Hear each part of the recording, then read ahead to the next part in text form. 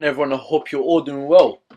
Now, in today's lesson, I'll be taking you guys through understanding market structure and identifying structural breaks. So let's get straight into it. Now, I'm going to give you guys a quick, brief introduction to smart money trading. Welcome to smart money trading, a style of trading where we incorporate institutional concepts within our trades. This allows us to have that edge in the markets. Now, I will guide you through SMT and help you understand and identify specific market behaviors that will allow us to trade and invest in harmony with market manipulation caused by the smart money. Essentially, we already know that the big institutions are the market movers. They trade with such volume that doesn't even compare to 0.0000001% of the amount of volume us retail traders trade. A good anatomy that my mentor Mark Fraser taught me is that you got to think of it as this: the smart money are essentially the sharks, and we as retail traders are the remora fishes. Now, the remora fishes would follow the sharks and eat the sharks' leftovers. That's a good anatomy to think of it as. Now let's get straight into it. Keywords I want you guys to familiarize yourselves with is smart money. Smart money is a word to identify the market movers. So when I say smart money, I'm referring to the big financial institutions such as the hedge funds, institutional banks, etc. Goldman Sachs, JP Morgan, all of that. Mitigation. Mitigation, you're going to hear me using that word quite a lot in the next lesson when I teach you guys order blocks. Essentially, all it means is that this is where smart money break even on their losing position. Liquidity. Liquidity is simply an area where there's a lot of stop losses and pending orders. Equal lows and equal highs is just an area where price has reached twice or more and reversed, such as support and resistance levels, double tops, and double bottoms. So let's get straight into it. Market structure. Structure is perhaps the most important aspect in trading and analyzing the charts. By having a good understanding of market structure, that alone would elevate your trading beyond belief.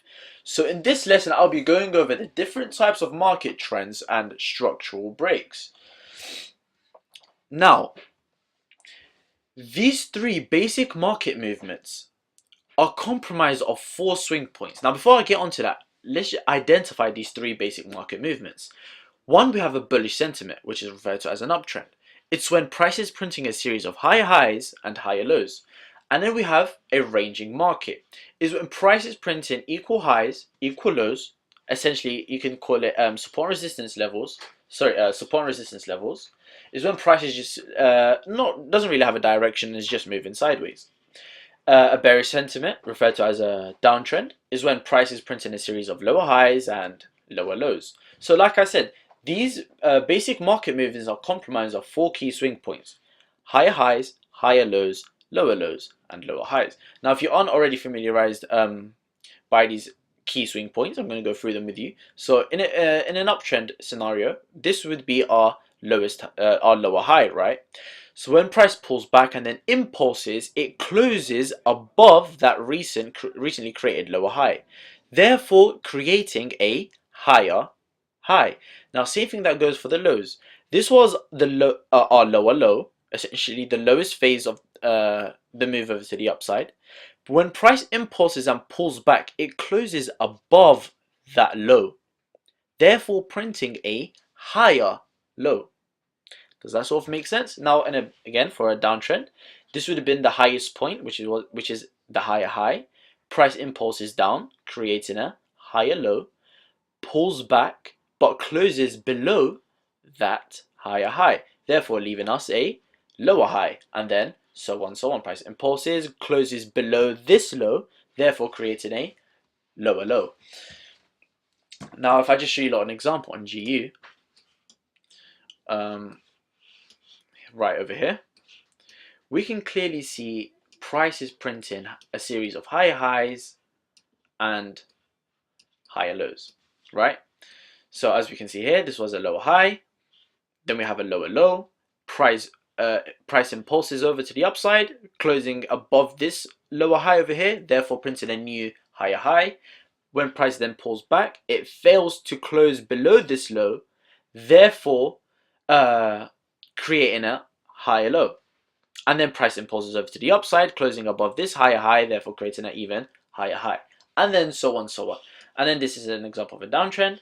Price creates a higher high, impulses over to the downside, creating a lower low. Price then pulls back, fails to close above that higher high, leaving us a lower high, and then carries on his impulsive move to the downside, breaking below this lower low, creating an even lower low. Now, break of structure. All right. By using basic principles shown in the recent slides of the basic market movements, you can accurately determine where the buyers and sellers are gaining strength or weakness within the market. So as we can see here, price is printing a series of higher highs and higher lows, referred to as an referred to as an uptrend. But what happens when price fails to maintain its upside presence and actually closes below that recently created higher low? When we identify something like this shows us that the sellers are now coming into power, potentially signaling to us that the market wants to now shift direction over to the downside. Same thing for a downtrend. When price is creating a series of lower highs and lower lows, and price then breaks above the recently created lower high, that shows us the buyers are now coming into power, potentially shifting the direction of the market. So now if I go on GU again and show you an example of this taking place. So as we identified earlier, we noticed that price over here was in an uptrend, right? Creating higher highs, higher lows. But notice this, once we create that higher high, price pulled back and created a higher low, right? Because it failed to close below this higher low. But then once it started to move upwards, it then failed to close above this higher high, which then creates a lower high.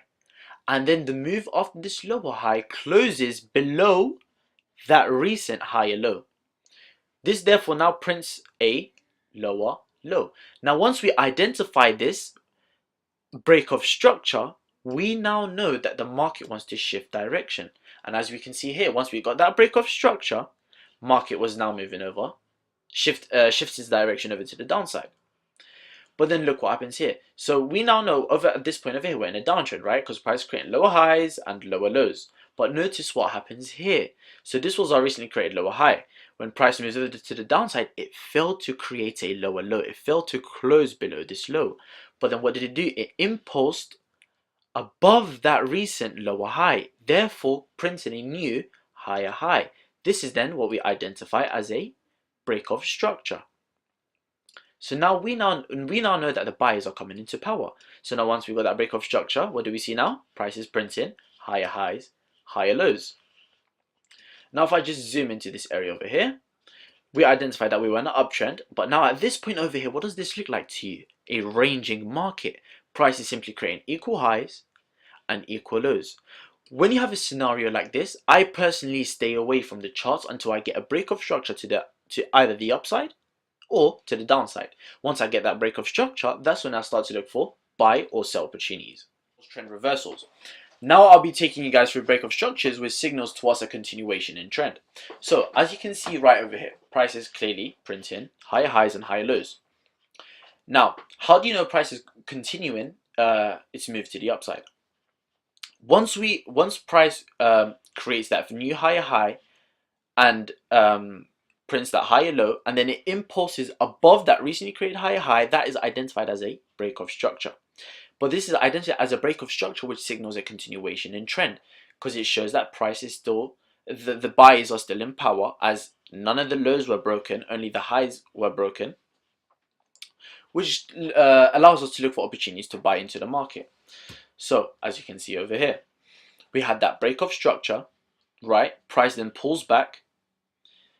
I haven't been through all the block or supply and demand trading with you guys yet, but as you can see here, once we got that break of structure, price then pulls back, doesn't close below this low, but then mitigates this demand zone right over here. We got a nice reaction, price moves over to the upside, and then we got that break of structure. Once we got that break of structure, price pulls back into this demand right over here, buys up again, pulls back, mitigates this 4-hour order block right over here, and then again break structures to the upside. So this is just identifying break of structures, which shows continuation in trend.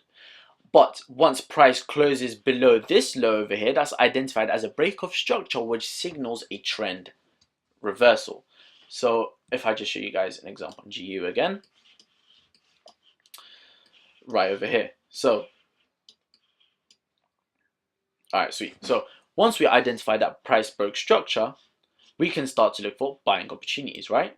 So this was our recent lower high, lower low, price broke structure, pulls back, and it comes into this nice sell to buy candle right over here. Mitigates, moves over to the upside. Price creates a higher high, pulls back, creating a higher low, and as we can see here, clearly mitigating this 4-hour demand zone. Price then again breaks this structure, this structural high, pulls back, and mitigates this demand zone. Price then creates a higher high, and then so on. And then that's when we got that break of structure, right? No, okay, so before I get to that, so price created a higher high, pulls back. You would have entered at this demand zone right over here. Yes, you would have been in profit. You would have probably been targeting these highs because you haven't had a reason to target anything less, as price is still moving over to the downside. But then once price moved up, it then took you out and then broke structure because it broke that recent higher low. Once you got that break of structure, you then start to look for selling opportunities, right? So if I just zoom into this area over here, probably the 30-minute, we can find a nice entry point. As you can see over here, we have a nice supply zone at this point over here. Go back onto that 4-hour, extend that, and if we play price, so we've got that break of structure. We're now looking for selling opportunities. Price pulls back. There we go. We would have entered at this 30-minute supply zone right over here, and price would have moved over to the downside, continuing its bearish sentiment. Okay, so I hope that kind of makes sense for you guys. Okay, so overall that kind of sums up lesson number 1, understanding market structure and identifying the 2 types of break of structures: the break of structure that shows continuation in trend, and the break of structures that signals trend reversals. So I'll see you guys in the next lesson.